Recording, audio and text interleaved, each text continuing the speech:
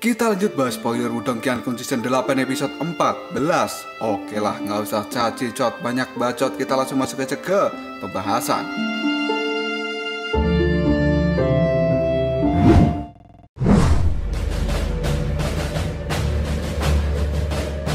Lindong pada saat ini mengabaikan keempat praktisi kekaisaran awan angin yang sudah terlihat lemah. Yang kemudian Lindong fokus ke arah Yanmo yang sedang melarikan diri. Meskipun dirinya pada saat ini tidak takut dengan kerajaan super, namun Lindong ingin menghindari masalah yang tidak perlu terjadi. Sukui saat ini jelas mengerti maksud dari Lindong, dan dia kemudian memberikan Lindong peringatan dengan suara yang rendah. Saudara Lindong, Yanmo bukanlah orang yang lemah, dan dia memiliki banyak kartu as di bajunya. Jika kamu membiarkan saudara Lindong mengejarnya sendirian, maka kemungkinan... Sesaat sebelum Sukui melanjutkan kata-katanya, Lindong pun segera mengangkat tangan sebagai pertanda agar Sukui tidak mencemaskan hal itu. Dan kini raut wajah dari Lindong terlihat tersenyum karena dia pada saat ini sedang berkata dalam hati, aku tidak peduli berapa banyak kartu as yang dimiliki oleh Yanmo, tapi di hadapan Xiaodiao semua kartu asnya tidak akan berguna. Xiaoyan yang pada saat ini telah menyelesaikan pertarungannya, dia pun segera terbang dan kemudian berdiri di samping Lindong. Bayangan tubuh dari Xiaoyan yang sangat besar kini menyelimuti Sukui dan juga yang lainnya. Keganasan dalam pertarungan sebelumnya membuat trio Sukui masih memiliki rasa takut pada saat mereka melihat Xiaoyan. Dan kini Suro diam-diam dirinya mengintip wajah dari Xiaoyan. Wajah yang tadinya penuh dengan kekejaman kini telah dihiasi dengan senyum sederhana. Dan lagi pula senyuman Xiaoyan itu sangatlah jujur. Siapapun tidak akan bisa membayangkan bagaimana bisa wajah dengan senyuman yang sangat mempesona seperti ini bisa menjadi Asura yang sangat mengerikan seperti sebelumnya. Sukui kemudian tertawa getir di dalam hatinya pada saat dirinya menilai bahwa trio Lindong ini benar-benar orang yang aneh. Tidak lama kemudian terdengarlah suara dari langit dan kini terlihat sosok sedang turun dari tempat itu yang ternyata dia adalah Xiaodiao. Melihat kedatangan dari Xiaodiao, Lindong pun tersenyum dan dia bertanya, apa kau sudah membereskannya? Dengan nada santai, Xiaodiao pun menjawab perkataan dari Lindong. Sebuah cemilan seperti itu, dia bahkan tidak akan bisa merepotkanku. Namun setelah aku membunuhnya, aku telah menemukan sebuah segel yang tertanam di dalam tubuhnya. Dan kemungkinan berita tentang kematiannya akan segera mencapai pimpinan dari Kekaisaran Awan Angin. Mendengar kata-kata yang diucapkan oleh Xiaodiao, Sukui pada saat ini terlihat sangat tidak percaya dengan apa yang telah didengarnya, karena dirinya tahu betul bagaimana kuatnya Yanmo itu. Bahkan jika Sukui mengeluarkan seluruh kemampuannya, dia masih akan sangat lama untuk bisa membereskan Yanmo. Dimana pada saat ini Yanmo yang sudah dianggap kuat oleh Sukui, dirinya hanya dianggap sebuah cemilan oleh Xiaodiao. Dari tingkah laku trio Lindong pada saat ini, Sukui merasa masih tidak percaya bahwa mereka berasal dari kekaisaran tingkat rendah. Namun jika mereka mengatakan bahwa mereka berasal dari kerajaan super, maka Sukui tidak akan meragukan kemampuan mereka sama sekali.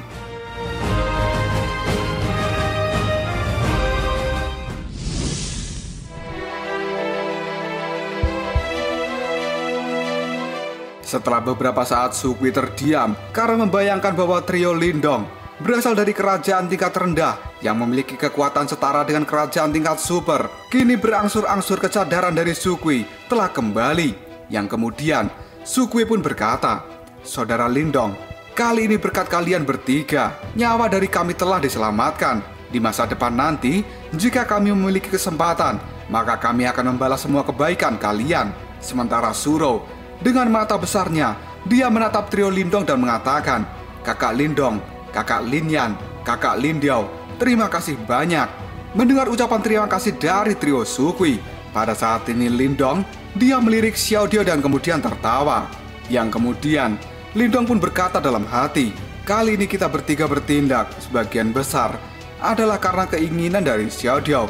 Dia bukanlah orang suci yang baik jika dirinya tidak memiliki motif lain. Kemungkinan orang seperti Xiaodiao ini menjadi orang yang baik itu sangatlah kecil. Sesaat kemudian mata dari Lindong, dirinya melihat trio Sukui dan kemudian bertanya, apa yang kalian rencanakan selanjutnya? Mendengar pertanyaan dari Lindong itu, Sukui pun tersenyum dan mengatakan, pada saat ini kami bertiga bermaksud untuk menuju area pusat dari medan perang kuno. Namun karena kejadian ini, maka kami hanya bisa melarikan diri.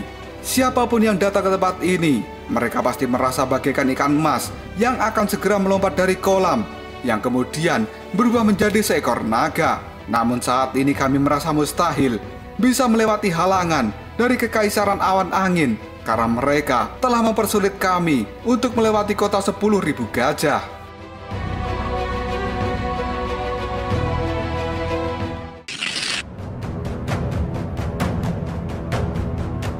Setelah mendengar perkataan dari Sukui, pada saat ini tiba-tiba saja Xiaodio tersenyum dan berkata, "Kami juga berencana untuk menuju area pusat dari medan perang kuno. Jika kalian bertiga mau, maka kalian bisa mengikuti kami." Ucapan dari Xiaodio itu membuat Lindong tertegun, dan dirinya tidak menyangka bahwa pada saat ini Xiaodio berinisiatif untuk memberikan tawaran pada trio Sukui.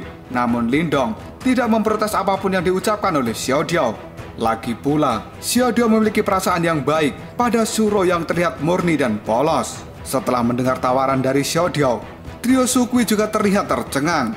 Namun mereka agak ragu-ragu untuk menerima tawaran itu. Yang kemudian Sukui mengatakan, "Kekaisaran Awan Angin telah menargetkan kami. Apalagi kalian telah menyelamatkan kami hari ini. Bukankah ini malah akan menjadi masalah yang besar untuk kalian jika kami terus mengikuti kalian saat ini? Aku benar-benar takut." Sebelum Sukui melanjutkan kata-katanya itu, Lindong pada saat ini telah memotong kata-kata dari Sukui karena masalah telah datang. Lalu apa yang akan terjadi selanjutnya? Lindong mengatakan hal ini sambil tersenyum. Yang kemudian Lindong pun melanjutkan kata-katanya, "Lagi pula tidakkah kalian merasa bahwa hal ini bukanlah sesuatu yang adil? Karena kalian telah dihalang-halangi untuk memasuki kota 10.000 gajah. Tentu saja kalian boleh mengikuti kami jika kalian pada saat ini mempercayai kami bertiga." Sukui pun kemudian menyela perkataan dari Lindong. "Kakak Lindong, apa yang kau katakan?" Setelah itu, Sukui melihat ke arah Shuro. Yang kemudian Sukui pun mengatakan, "Karena saudara Lindong telah berbicara dan juga memberikan tawaran, maka kami tidak bisa menolak tawaran itu. Namun aku benar-benar khawatir jika kami bertiga menyebabkan banyak masalah bagi kalian." Di sisi lain, wajah dari Shuro pada saat ini terlihat sangat gembira. Yang kemudian dia mengatakan, "Kakak Lindong, terima kasih banyak." Tatapan mata dari Shuro ini penuh dengan ketulusan dan juga rasa terima kasih. Hal ini menyebabkan Lindong merasa tidak berdaya. Sementara Xiaodio kini telah mengalihkan pandangannya dan dia tertawa karena sepertinya rencananya telah berhasil.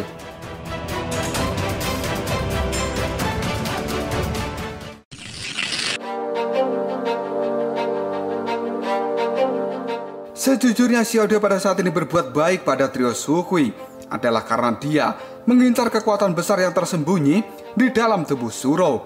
Meskipun dia tidak berniat untuk merebutnya, namun ketika Xiaodio mengajari Shuro untuk bisa mengendalikan kekuatan itu, maka pencapaiannya di masa depan nanti akan benar-benar sangat menakutkan. Jika pada saat ini kelompok dari trio Lindong memberikan bantuan pada Shuro, maka di masa depan nanti jika trio Lindong membutuhkan bantuan dari Shuro, maka dia pasti akan langsung membantunya. Karena ini adalah sebuah balasan dan juga hutang budi yang sejatinya tidak akan pernah bisa diukur. Pertukaran semacam ini adalah sesuatu yang secara alami sangat senang dilakukan oleh Xiaodio yang sangat licik dan super duper licik. Lindong pun kini tersenyum pada saat melihat trio Sukui dan dia mengatakan, "Karena kita bertiga tidak terlalu akrab dengan kota 10.000 gajah, maka kami membutuhkan seseorang yang bisa menjadi petunjuk arah. Tapi karena waktu sudah larut, apakah kita akan pergi saat ini?" Mendengar ucapan dari Lindong, Sukui pun menganggukkan kepalanya dan dia menjawabnya, "Tentu saja, kita harus berangkat sekarang." Setelah Sukui mengatakan hal itu, dirinya segera melompat dan menjadi petunjuk arah. Dan di belakangnya, pada saat ini ada Lindong, Shuro, dan juga yang lainnya dengan cepat mengikuti.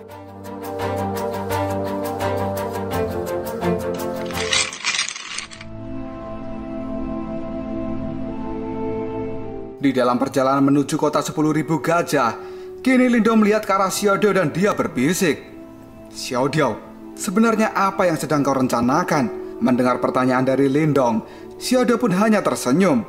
Yang kemudian Xiaodio menjawab pertanyaan itu, Aku melakukan ini semua adalah demi dirimu. Perang 100 kekaisaran bukanlah pertarungan biasa. Jika kamu ingin mendapatkan kemenangan, maka kamu tidak hanya membutuhkan kekuatan yang luar biasa, tapi kamu juga membutuhkan teman yang layak. Dan Shuro ini, dia memiliki potensi yang tersembunyi, dan itu sangat kuat. Jika dia dirawat dengan baik, maka dia akan menjadi aset yang besar dalam perang 100 kekaisaran saat ini. Lindong pun kini masih bingung dengan jawaban dari Xiaodiao. Bagaimana mungkin orang yang tidak berperasaan ini tiba-tiba saja menjadi baik? Sesaat kemudian, Xiaodiao pun mulai menjelaskan pada Lindong. Hei, tatapanmu itu biasa saja. Kekuatan segel roh yang didapatkan oleh Shuro itu adalah semacam kekuatan yang berasal dari zaman kuno, dan itu sangatlah menuntut seorang pewaris. Namun Shuro kecil ini mampu memenuhi persyaratan itu. Ini bukanlah sebuah prestasi yang mudah. Aku percaya bahwa bahkan jika segel roh itu ditemukan olehmu, maka peluang dirimu untuk memenuhi persyaratan dari segel kuno pasti tidak akan melebihi 50%. Mendengar ucapan dari Xiaodiao itu, Lindong benar-benar sangat terkejut dan dia berkomentar, benar-benar sangat kuat. Karena sejatinya, Lindong telah memiliki kepercayaan diri yang sangat tinggi. Namun dia tidak menyangka bahwa Xiaodiao akan mengatakan bahwa jika Lindong menemukan segel roh itu, peluangnya untuk memenuhi syarat dalam pewarisan kekuatan dari segel roh tidak melebihi 50%.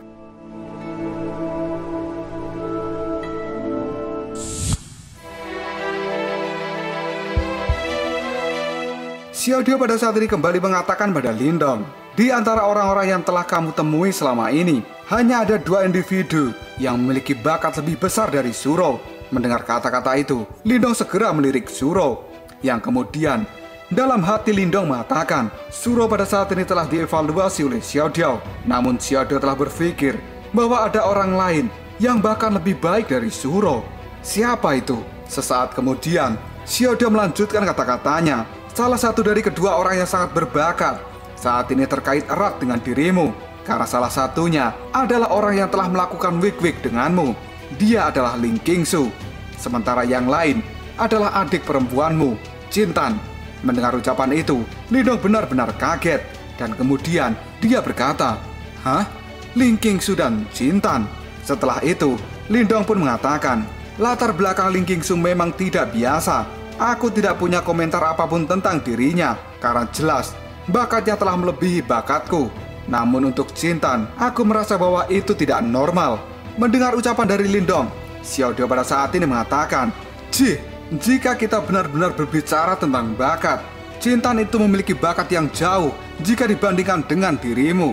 Bahkan jika dia bisa mengolah bakatnya, kamu bukanlah siapa-siapa bagi Jintan.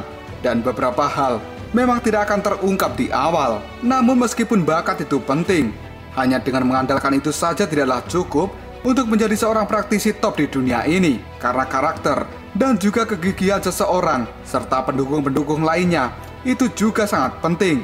Meskipun kamu tidak terlalu berbakat, namun kegigihanmu tidak bisa dibandingkan dengan Jintan. Dan kamu jelas lebih baik dari Jintan saat ini.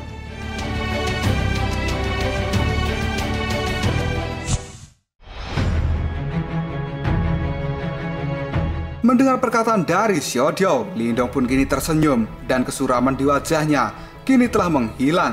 Karena bagaimanapun juga, kegigihan dari Lindong memang lebih besar jika dibandingkan dengan Jintan. Sesaat kemudian, tatapan mata Lindong pada saat ini menjadi dalam, dan dia lalu berkata, harga untuk mencapai tahap seperti itu memang terlalu tinggi. Bakat Jintan mungkin memang lebih tinggi dariku, tapi aku tidak ingin Jintan melakukan perjalanan yang berbahaya seperti ini. Sebagai kakak laki-lakinya, sudah cukup bahwa kesulitan dan juga bahaya akan aku tanggung sendiri. Jika aku melihat ada yang menggertak Jintan, maka aku adalah orang pertama yang akan berdiri di depannya. Mendengar ucapan dari Lindong, Xiaodiao pun menjawabnya, bukankah cara berpikirmu itu terlalu berlebihan? Jika kamu tidak mengizinkan Jintan untuk mencoba perjalanan, bagaimana kamu akan tahu apakah Jintan menyukai perjalanan yang berbahaya atau tidak? Lindong pun kini merentangkan tangannya karena dia sedang tidak ingin berdebat dengan Xiaodiao. Karena Lindong saat ini berpikir bahwa dirinya telah meninggalkan Jintan di Kekaisaran Yan. Dia percaya bahwa gadis itu akan menjalani hidup yang damai di tempat itu. Sedangkan gelombang dari kejamnya dunia luar akan dihadapi sendiri oleh Lindong. Namun pada saat Lindong memikirkan hal ini, dirinya tidak tahu bahwa kadang-kadang semua hal tidak berjalan seperti apa yang dia bayangkan. Dan mungkin dalam waktu dekat ini, Lindong pasti akan segera melihat pemandangan di luar dugaannya. Karena sebenarnya Jintan telah diam-diam melakukan perjalanan ke wilayah Xuan Utara. Dan dia telah menjadi murid dari Master Simbol Kegelapan, yaitu Bo Xuan.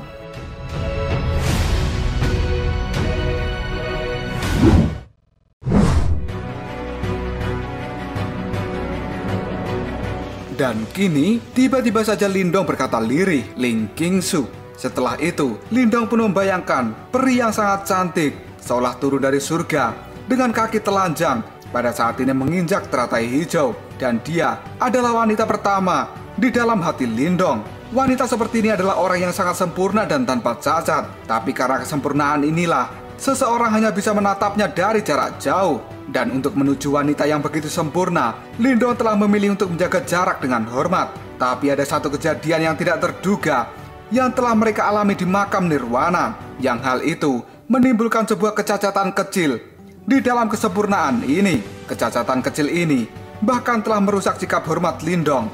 Dan tanpa disadari, wanita cantik itu telah meninggalkan bekas yang tidak bisa terhapuskan di dalam hatinya. Sejak saat itulah hati Lindong menyimpan pemikiran yang akan tampak sangat berani, karena dia berpikir bahwa Dewi ini akan menjadi wanitanya. Selama ini Lindong telah berjalan keluar dari kekaisaran dinastian. Dia tidak menoleh ke belakang sedikit pun, dan dia telah datang ke medan perang kuno yang penuh kekacauan.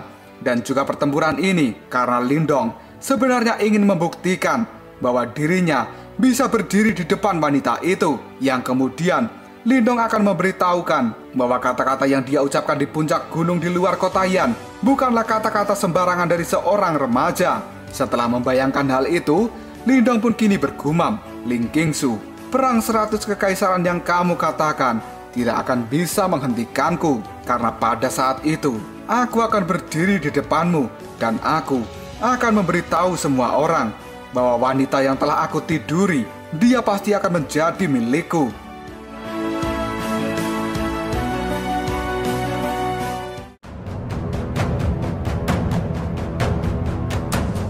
Lalu apakah yang akan terjadi selanjutnya? Apakah Lindong akan benar-benar bertemu Ling Qingsu di perang 100 kekaisaran ini? Jika kalian penasaran, tunggu aja jawabannya di next video. Koprol Sob.